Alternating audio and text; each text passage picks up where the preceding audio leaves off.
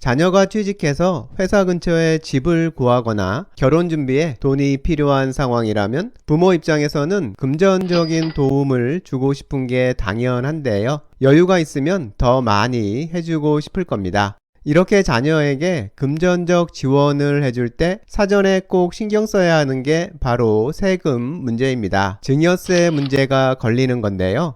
오늘 영상에서는 자녀에게 2억 원을 증여세 없이 지원해 줄 수 있는 방법을 확인해 보겠습니다. 예를 들어서 결혼을 위해 집을 구해야 하는 자녀에게 2억 원이 부족한 상황이라고 해보겠습니다. 부모가 부족한 돈을 지원해 줄 건데요. 어떻게 지원해 주는 게 가장 현명한 방법인지 상황별로 확인해 보겠습니다. 먼저 2억 원을 그냥 깨끗하게 줘버릴 수 있습니다. 속 시원하게 줘버리면 기분도 좋은데요. 그런데 이렇게 줘버리면 모두 아시듯이 세금 문제가 생겨버립니다. 증여세 부과 대상이 되기 때문인데요. 이렇게 돈을 그냥 줘버리면 2억 원을 받은 자녀의 주소지 관할 세무서에 증여 신고를 해야 하고요. 증여세도 계산해서 납부해야 합니다. 지난 10년간 이 건 말고는 다른 증여권이 없었다면 2천만 원의 증여세를 납부해야 하는 상황이 발생합니다. 자녀에게 2억 원 주자고 세금을 2천만 원이나 내야 하는 거니까요. 이렇게 그냥 줘버리는 건 안 될 얘기이고요. 다음으로 빌려줄 수 있습니다. 자녀에게 2억 원을 빌려주는 건데요. 2억 원을 빌려줬다는 차용증 작성하고 공증 같은 것 받아두어서 이 돈은 거저준 게 아니라 빌려준 거라는 걸 확실히 해두는 겁니다. 그리고 이자까지 받으면 됩니다. 이런 경우 자녀에게서 받아야 하는 이자는 시중은행 이자율 같은 걸 기준으로 하는 게 아니고요. 세법에서 정한 이자율인 연 4.6%의 이자를 받아야 합니다. 돈을 빌려줄 때 시중 이자율이 2%였다고 해서 그냥 2%만 받으면 세법상 이자율인 4.6%와 차이가 나게 되는 2.6% 이자에 대해서는 증여해 준 게 돼버립니다. 사례에서 4.6%의 이자를 받게 되면 2억 원에 대한 연 4.6% 이자율이니까 이자는 1년에 920만 원이 되는데요. 이거 받으면 됩니다. 이렇게 하면 증여세가 결부될 부분이 하나도 없게 되는데요. 가족이 아니라 남한테 돈 빌려주고 이자 받은 거랑 똑같은 상황이니까요. 그런데 부모가 자식한테 4.6%나 되는 이자를 받는다는 게 좀 깨름직하죠. 그래서 이번에는 세 번째 상황으로 이자를 안 받으면 어떻게 되는지 알아보겠습니다. 이자를 안 받으면 매년 부모에게 생겼을 이자 수입 920만 원을 자녀에게 무상으로 준 게 돼서 이 금액만큼을 자녀에게 증여한 게 되는데요. 만일 10년간 빌려주기로 했다면 매년 920만 원씩 10년간 총 9,200만 원을 증여해 주는 게 되는 겁니다.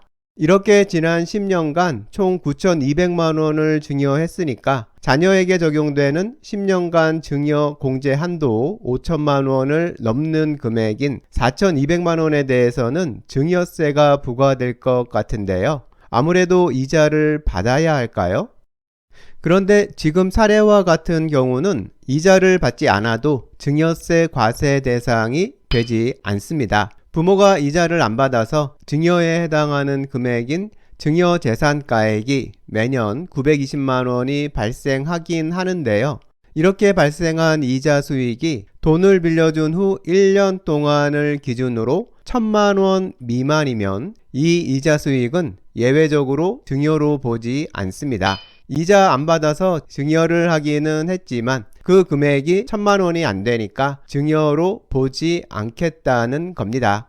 이렇게 이자 수익이 1,000만 원이 안 되면 증여로 보지 않는 건 돈을 빌려준 후 매 1년간을 기준으로 1,000만 원 미만까지 인정이 되는데요. 사례에서 보면 첫 해에 발생하는 이자 수입이 920만 원이니까 1,000만 원이 안 돼서 증여로 보지 않고요. 두 번째 해에도 920만 원이니까 역시 증여로 보지 않게 되는 시기고요. 이렇게 10년간 이어져 나가게 되는 겁니다.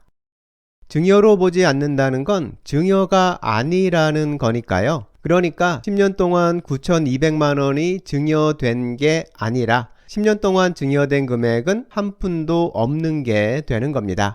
그러니까 사례에서처럼 2억 원을 자녀에게 빌려주고 이자를 한 푼도 받지 않아도 증여는 없는 거니까 증여세도 걱정할 필요가 없는 겁니다. 여기서 중요한 건 이 내용은 혹시 국세청에 들키면 가산세까지 추징당하는 눈속임 같은 게 아니라는 겁니다. 공식적인 내용이니까요. 누구나 마음 편히 이용하면 되는 방법입니다.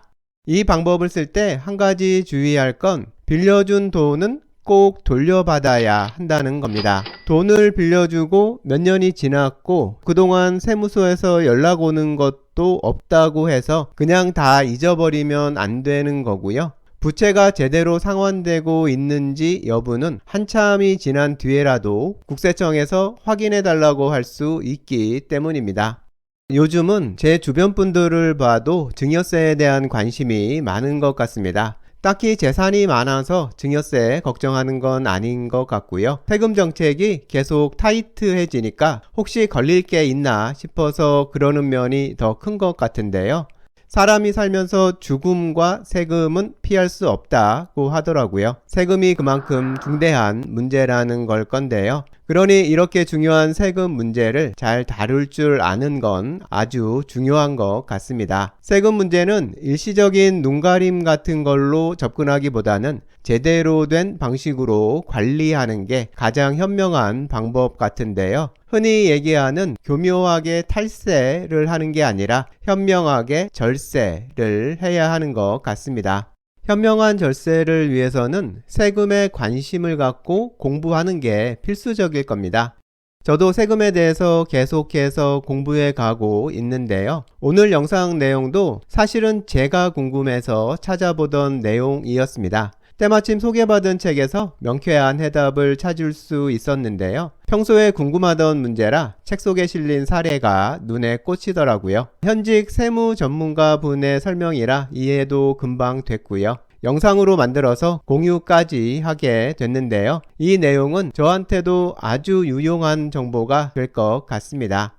자녀에게 증여세 걱정 없이 2억 원 주고 싶을 때는 차용증 잘 써두고요. 무이자로 빌려주면 됩니다. 물론 약속된 대로 상환받는 건 아주 중요하고요. 자녀에게 금전적 지원을 해줄 방법이 증여세 공제한도 10년 5천만 원 따지는 방법 말고도 더 있다는 것 잘 기억해 두시면 좋을 것 같습니다.